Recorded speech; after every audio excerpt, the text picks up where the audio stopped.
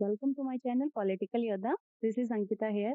आज की क्लास में जो आईआर की सबसे इम्पोर्टेंट थ्योरी है, जो कोर है आईआर की, वो रियलिज्म, वो हम कवर अप करेंगे। ठीक है, क्लास बहुत छोटी करने वाली हूँ मैं आज की, बिकॉज यार टाइम की थोड़ी कांस्टेंट है। ठीक है, इसके अंदर ये टॉपिक हमारे यूजीसी नेट जेआरएफ के लिए, देन उसके बाद यूपीएससी पीएसआईआर सभी के लिए हेल्पफुल है। ठीक है, और अदरवाइज भी आप एमए में हो या फिर बीए ऑनर्स से आप कर रहे हो पॉलिटिकल साइंस से, तो वहां पर भी आपके काम आएगा।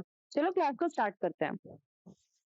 सबसे पहले देखो, रियलिज्म यथार्थवाद, मतलब जो रियल में है वो ही उसी की बात करता है। ठीक है, रियलिज्म, रियल प्लस इज्म, मतलब जो यथार्थवाद, जो यथार्थ है, जो रियल है, जो कि हमारे सामने है, जो हम देख के, जो अपने सेंसेस से नोट करते हैं, वो ही। ठीक है, सिर्फ वो चीज जो दिखती है, जो हम मतलब अपनी आंखों से ऑब्जर्व कर सकते हैं या सेंस के थ्रू ऑब्जर्व कर सकते हैं, वो सब, कोई इमेजिनरी बात नहीं, कोई ऐसी बात नहीं होगी रियलिज्म में। ठीक है, तो रियलिज्म एक मेन स्ट्रीम थियरी है जो कि इंटरनेशनल रिलेशन को बहुत ज्यादा डोमिनेट करती है, उसे रिले मतलब उसे एक्सप्लेन करती है, उसकी बहुत सारी इवेंट जो कि स्पेशली आप लगा लो वर्ल्ड वॉर 1, 2, इन्होंने इतना अच्छे से उसको एक्सप्लेन किया है। कोल्ड वॉर, सभी वॉर्स को इतने अच्छे से एक्सप्लेन किया है कि और कोई भी थ्योरी उसे एक्सप्लेन नहीं कर पाई है, सिवाय बस एक कमी थी कि ये कोल्ड वॉर एंड क्यों हुआ वो एक्सप्लेन नहीं कर पाई थी रियलिज्म। दैट्स व्हाई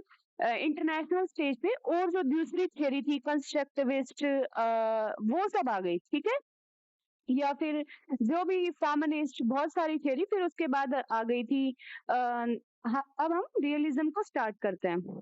रियलिज्म क्या मानता है? देखो, कोई भी थ्योरी है इंडिविजुअल से ही, मतलब वो अपने आप को डिराइव करती है, पहले इंडिविजुअल लेवल पे, then state, then international level पे। ठीक है, तो जो आपको ये क्लियर है कि नहीं कि मैं स्टेट बोलती हूँ बार बार, तो आप स्टेट से यहाँ पे पूरी कंट्री से समझा करो। ठीक है, यहाँ पे एक पार्टिकुलर स्टेट की बात नहीं हो रही। स्टेट का मतलब जैसे इंडियन स्टेट, अमेरिकन स्टेट, तो वहां पे कंट्री की बात होती है इंटरनेशनल लेवल पे। ठीक है, स्टेट से। तो जो रियलिज्म है वो ये मानती है जो इंडिविजुअल है वो सेल्फिश है, वो अपने इंटरेस्ट को बढ़ाना चाहता है, वो सेल्फ इंटरेस्ट पे कंसंट्रेटेड है, वो अपनी पावर को बढ़ाना चाहता है, जो कि होब्स कहते हैं, वो उसे मानती है। ठीक है, इंडिविजुअल इगोइस्टिक है, उनका ये मानना है रियलिस्टिक का। ठीक है, तो ह्यूमन नेचर जैसा है वैसा ही स्टेट का नेचर है इंटरनेशनल लेवल पे, उनका ये मानना है। ठीक है, सॉरी, इगोइज्म उसके अंदर है। ठीक है, तो यही रियलिज्म एक इंटरनेशनल लेवल पे मानता है कि स्टेट इगोइस्टिक है, सेल्फ इंटरेस्ट के लिए काम करता है। ठीक है, और उसके ऊपर कोई अथॉरिटी नहीं है, अनार्की है इंटरनेशनल लेवल पे। अनार्की मतलब कि स्टेट के ऊपर कोई भी अथॉरिटी नहीं है। एट लास्ट जो मायने रखता है वो स्टेट है, पावर प्ले है। ठीक है, ये सब बातें रियलिज्म करता है। तो realism is main stream theory of international relation. Realism main stream theory है इंटरनेशनल रिलेशन की, जो कि मेनली आप वर्ल्ड वॉर 2 के टाइम या उसके बाद में जब मॉर्गेंथो ने अपनी बुक लिखी, तब इंटरनेशनल स्टेज पे मतलब बहुत ही एक बड़े लेवल पे उभर के आई, जो कि मेन स्ट्रीम थियरी वहां से बन गई। ठीक है, उससे पहले भी रियलिस्टिक थे काफी, मैंने यहाँ पे मेंशन किए हैं, बट जो मॉर्गेंथो की राइटिंग थी उसके बाद रियलिज्म डोमिनेट करता है। ठीक है, dominate at the world stage. Okay, it rises as a critic of liberalism. ये क्रिटिक है लिबरलिज्म का, आइडियलिज्म का। ये कहते हैं कि लिबरलिज्म और आइडियलिज्म कुछ भी नहीं कर पाएगा, क्योंकि एट लास्ट उनका लिबरलिज्म जैसे कहता है कि एक वर्ल्ड ऑर्गेनाइजेशन है, स्टेट कोऑपरेटिव है, बट ऐसा ट्रू नहीं हुआ ना। वर्ल्ड वॉर 2 हुआ, उनका ये मानना था, उन्होंने लीग ऑफ नेशन बनाया था, बट फिर भी वर्ल्ड वॉर 2 हुआ। क्यों हुआ? क्योंकि एट लास्ट स्टेट की पावर डोमिनेट करती है। उन्होंने ऐसा एक्सप्लेन किया, स्टेट अपने पावर को बढ़ाने के लिए करता है, स्टेट एक्सपेनिज्म में बिलीव करता है, उसकी कैपेबिलिटी बढ़ाने में। तो वो एक क्रिटिक की तरह आई। ठीक है, इंटरनेशनल लेवल पे। और अब हम ये देख लेते हैं कि जैसे हम सुनते हैं कि मॉर्गेंथो की राइटिंग से रियलिज्म आया। ठीक है, बट उससे पहले क्या राइटर ने रियलिज्म मतलब ऐसा कुछ नहीं लिखा जो रियलिज्म से रिलेटेड था, लिखा था। ठीक है, काफी ऐसे राइटर हैं जिनसे रियलिज्म अपने आप को मतलब निकालता है, वहां से अपनी थॉट्स को लेता है, आइडियाज को लेता है। ठीक है, सबसे पहले आता है थ्यूसिडाइड, जो कि एक ग्रीक स्कॉलर थे। सॉरी, थ्यूसिडाइड, जो कि एक ग्रीक स्कॉलर थे, ठीक है। थ्यूसिडाइड ने कहा है, उन्होंने आर्ग्यू किया, what is right matter only between the equals, कि क्या सही है ये हम तभी एक्सप्लेन कर सकते हैं जब इक्वल के बीच में बात होगी, ठीक है। जब जहाँ पे इक्वलिटी नहीं होगी, मतलब आप स्टेट के लेवल पे लेके चलो, ठीक है। उन्होंने वैसे अपनी बुक हिस्ट्री ऑफ पेलोपोनेशियन वार लिखी थी, ठीक है। तो उसमें जो स्टेट इंक्लूड थे उनके बारे में लिखा था। वो कहते हैं कि राइट तभी मैटर करता है जब इक्वल्स की बात हो। जब जहाँ पे इक्वलिटी नहीं है तो वहां पर क्या होगा, एक सेकेंड, जहाँ पे इक्वलिटी नहीं है वहां पर क्या होगा, जो वीकर है वो हमेशा सफर करेगा, और जो स्ट्रॉन्ग है वो हमेशा वो कर लेगा जो कि वो चाहता है, ठीक है। उसके बाद समझ आया आपको? ये कहता है कि इक्वल मतलब राइट तभी, जस्ट चीज या राइट चीज की बात तभी हम करेंगे जब इक्वल के बीच में बात होगी। जहां पर भी अनइक्वल के बीच में हम कंपैरिजन करेंगे, वहां पर क्या होगा, स्ट्रॉन्ग अपने आप को डोमिनेट करेगा और वीक हमेशा ही सफर करेगा, ठीक है। उनका ये कहना था। देन कौटिल्य, जो इंडियन जो कि चाणक्य के नाम से भी फेमस है, जो कि चंद्रगुप्त मौर्य के उनमें प्राइम मिनिस्टर थे।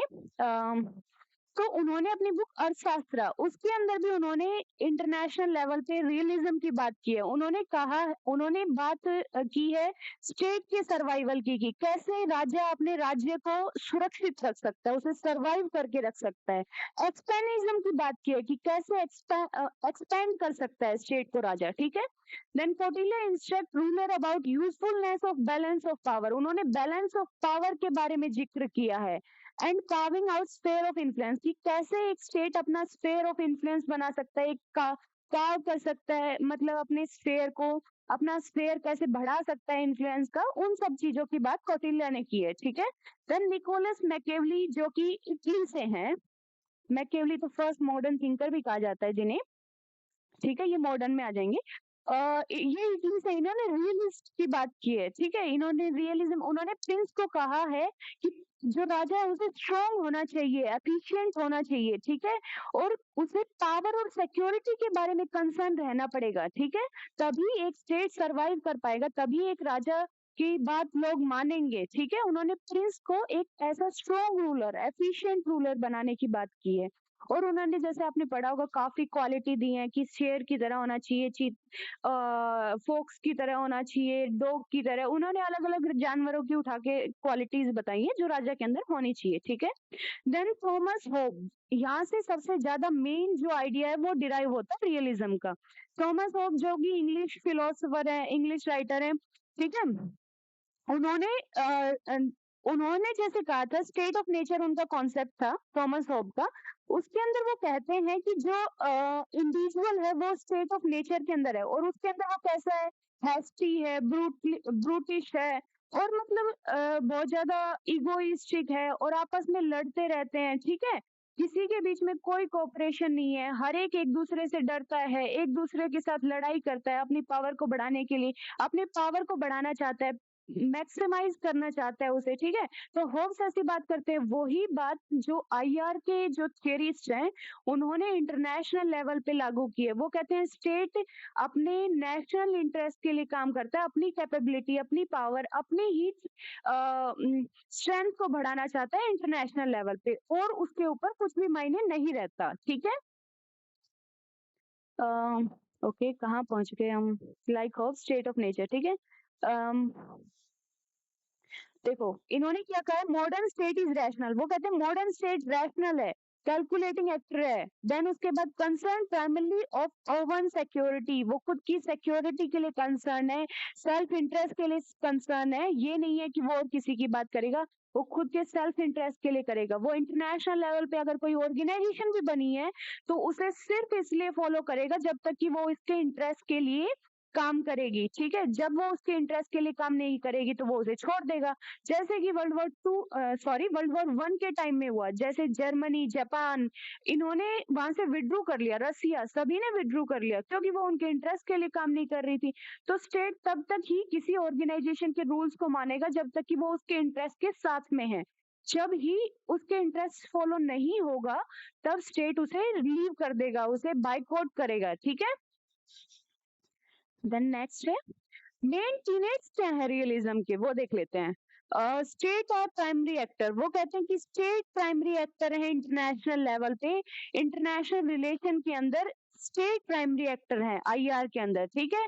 उनसे ऊपर कुछ भी नहीं है, और जितने भी एक्टर हैं इंटरनेशनल लेवल पे सब सबऑर्डिनेट है उनके अकॉर्डिंग, ठीक है।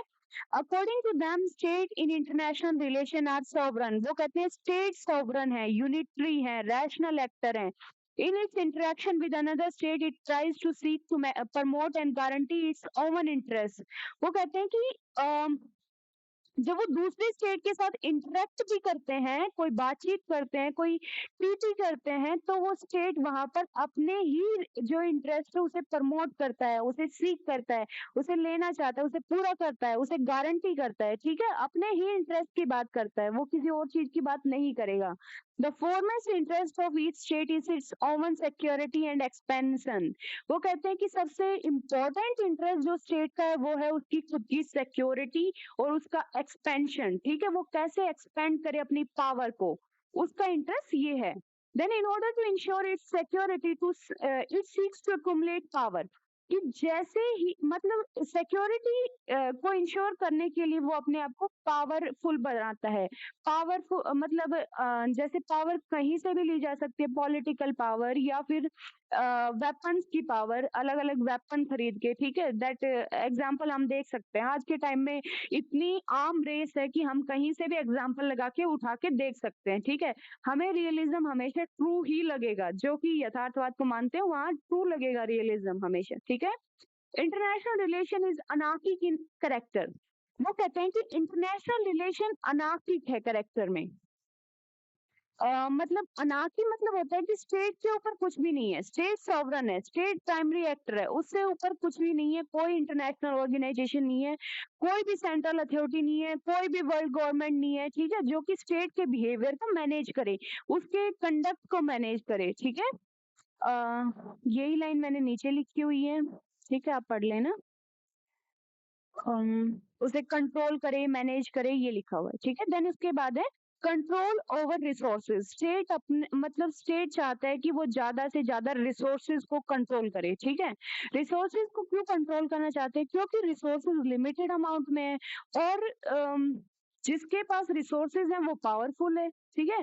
तो स्टेट चाहता है कि वो ज्यादा से ज्यादा रिसोर्सेज को अपने कब्जे में करे, कंट्रोल करे, ताकि उसकी कैपेसिटी, उसकी कैपेबिलिटी वो ज्यादा हो, इनहेंस हो, ठीक है। To enhance the capability, every state constantly striving to gain maximum control over material resources. जो भी material resources हैं उनके ऊपर मैक्सिमम कंट्रोल की बात करते हैं, ठीक है। यहाँ पर ये मटेरियल रिसोर्सेज की बात करते हैं, ये जो रियलिज्म स्टार्टिंग में था वो मटेरियल की बात करता है। देन उसके बाद सॉफ्ट पावर, जो भी मटेरियल रिसोर्सेज नहीं है उनकी भी बात की जाने लगी, जैसे जोसेफ नाइने की बाद में, ठीक है। कुछ थिंकर जो कि इंपॉर्टेंट है, थ्यूसिडाइड, मैकियावेली, कोटिल, होब्स, ईएच कार्र, जिनकी बुक थी 20 ईयर क्राइसिस, ठीक है। ये फर्स्ट रियलिस्टिक माने जाते हैं 20th सेंचुरी के, 20 ईयर क्राइसिस, जिसके अंदर इन्होंने जो 1919 से लेके 1939 के बीच में क्या क्या ऐसी इवेंट हुई कि वर्ल्ड वॉर टू हुआ, क्या जरूरत पड़ गई थी, क्या रीजन थे, ट्रीटी ऑफ वर्सलीज जो थी उसे क्रिटिसाइज किया है, ठीक है, कि इसकी वजह से वर्ल्ड वॉर टू हुआ, क्योंकि वहां पे थोपी गई थी। उन्होंने सब कुछ रियलिस्टिक व्यू से बात की है, हर चीज के हर इवेंट को रियलिस्टिक पॉइंट ऑफ व्यू से एक्सप्लेन किया है। देन मॉर्गेंथो की तो बुक सबसे इम्पोर्टेंट है, that is politics among nation, ठीक है। जो जो 1948 के अंदर इन्होंने लिखी थी, और भी बुक इन्होंने लिखी थी, that is scientific man versus power politics. मैं आपको लिख के बता देती हूँ, अदरवाइज हमारे, क्योंकि नेट में बहुत ज्यादा बुक पूछी जाती हैं, ठीक है।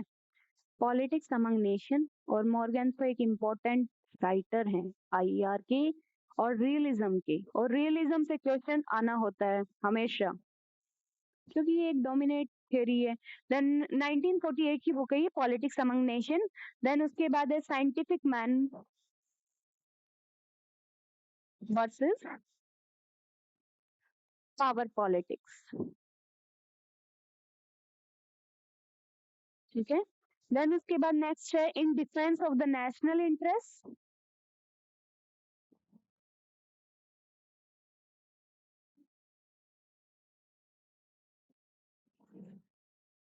ठीक है। ये इन्होंने 1951 में लिखी थी। Then the purpose of American politics, ये अमेरिकन पॉलिटिक्स, जैसे अमेरिकन थे, ठीक है, सॉरी जर्मन थे, बट इन्होंने अमेरिकन पॉलिटिक्स पे बहुत लिखा है। अमेरिका में शायद इन्होंने स्टडी की है, मुझे इतना पता नहीं है इनके बारे में, बट मुझे लग रहा है अमेरिका से भी एसोसिएटेड थे ये। अ, हाँ, इन्होंने 1937 के अंदर ये अमेरिका में चले गए, ठीक है? तो वहाँ पे इन्होंने ये सारी बुक लिखी है, तो अमेरिकन पॉलिटिक्स पे भी बहुत ज़्यादा लिखा है इन्होंने। अमेरिकन जो उनकी फॉरेन पॉलिसी थी, वो मेनली इनसे बहुत ज़्यादा इन्फ्लुएंस थी, ठीक है? देन नेक्स्ट चलें। नेक्स्ट है मॉर्गेन्थो ने अपनी बुक में 6 प्रिंसिपल दिए जो रियलिज्म की कोर है, जिस पे रियलिज्म बेस है, ठीक है? तो वो 6 प्रिंसिपल पढ़ लेते हैं, क्योंकि बहुत बार मैंने क्वेश्चन देखा है इनमें से क्या प्रिंसिपल नहीं है, क्या है, इस टाइप से।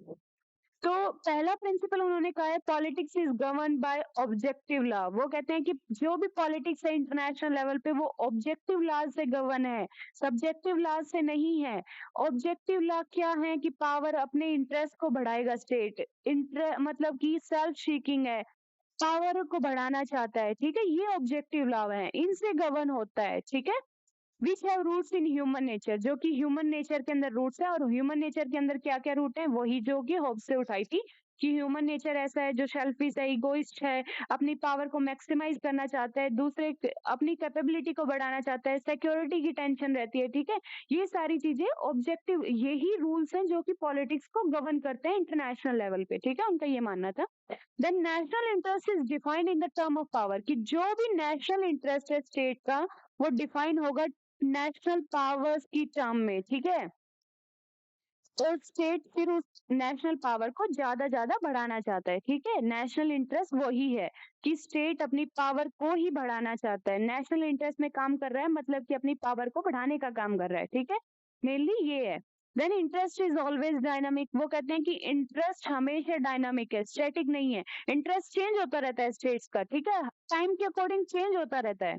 Then abstract moral principle can't be applied to politics, कि जो भी मोरल प्रिंसिपल है, एब्स्ट्रैक्ट प्रिंसिपल्स हैं, वो हम पॉलिटिक्स में नहीं लगा सकते, जो इंटरनेशनल लेवल पे पॉलिटिक्स है उनका यहाँ पर कोई जगह नहीं है, ठीक है, उनका ये मानना था। Then difference between moral aspirations, और ये काफी ट्रू भी है, देखो चाहे आप कोई भी एग्जाम्पल लगा के देख लो, यूक्रेन वॉर है, ठीक है, वहां पर मॉरल प्रिंसिपल हम कैसे लगा देंगे?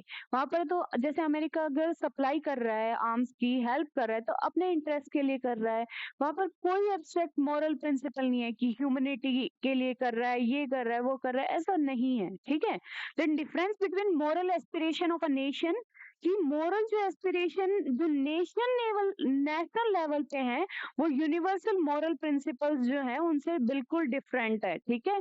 हर एक स्टेट की डिफरेंट डिफरेंट एस्पिरेशंस है, मॉरल एस्पिरेशन है, ठीक है।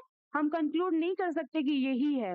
Then autonomy of international relation, वो कहते हैं कि इंटरनेशनल रिलेशन सॉवरन है, ऑटोनॉमी है, अनार्किक करेक्टर है, उसके स्टेट जहां पर स्टेट अनार्किक जो इंटरनेशनल रिलेशन है उसके अंदर बिहेव करते हैं, उसके ऊपर कुछ भी नहीं है, स्टेट प्राइमरी एक्टर है, ठीक है। वहाँ पे ऑटोनॉमी है, कोई वर्ल्ड गवर्नमेंट नहीं है, कोई वर्ल्ड ऑर्गेनाइजेशन नहीं है जो कि स्टेट के बिहेवियर को कंडक्ट करे, मैनेज करे, उसे रोक सके, उसे कंट्रोल कर सके, ठीक है। ये 6 प्रिंसिपल है मॉर्गेन्थो के। और ओके, मैंने आज इतनी स्लाइड बनाई है क्योंकि रियलिज्म इसमें कवर हो जाता है। देन उसके बाद जो स्ट्रक्चरल रियलिज्म है, जो कि केनेथ वोल्स, सॉरी, जो केनेथ वोल्स की बुक थी, थ्योरी ऑफ इंटरनेशनल रिलेशन, ठीक है, जो उन्होंने शायद 1979, पता नहीं 75 या 79 ऐसा कुछ है, 79, ओके, उसके अंदर उन्होंने अपनी ये बुक लिखी थी जहां से स्ट्रक्चरल रियलिज्म आया, जहां पे उन्होंने man the state and war, मतलब बहुत सारी चीजें वहां पे अम, एक स्ट्रक्चर की बात की इंटरनेशनल लेवल पे, ठीक है। मुझे अभी वर्ड याद नहीं आ रहा। बट कोई बात नहीं, मैं ये नेक्स्ट क्लास में करवाऊँगी आपको, ठीक है? उसके बाद स यहाँ से structural realism then neo realism वो पूरे के पूरा मैं नेक्स्ट क्लास में कवर कराऊँगी। अभी मैंने आज क्लास इसलिए डाली है क्योंकि मैं काफ़ी दिन क्लास नहीं डाल पाऊँगी बिकॉज़ मेरे एग्ज़ाम है, दैट्स व्हाई। बट कोई बात नहीं, हम कंटिन्यू करेंगे, ठीक है? उसके बाद अभी मैं क्लास को एंड करती हूँ। अगर इसमें कोई प्रॉब्लम है, कुछ समझ नहीं आया, कोई किसी टाइप की ऑफेंसिव डिफेंसिव रियलिज़्म वो भी है हमारा, वो भी मैं कवर अप करवा दूँगी, ठीक है? नेक्स्ट क्लास में कौन-कौन से राइटर हैं, आज मैंने बहुत कम मेंशन किया है। कोई बात नहीं, हम नेक्स्ट क्लास में सारा मैं ये भी रिवाइज़ करवा दूँगी उसमें काफ़ी-काफ़ी। अभी के लिए मैं क्लास एंड करती हूँ। Thank you.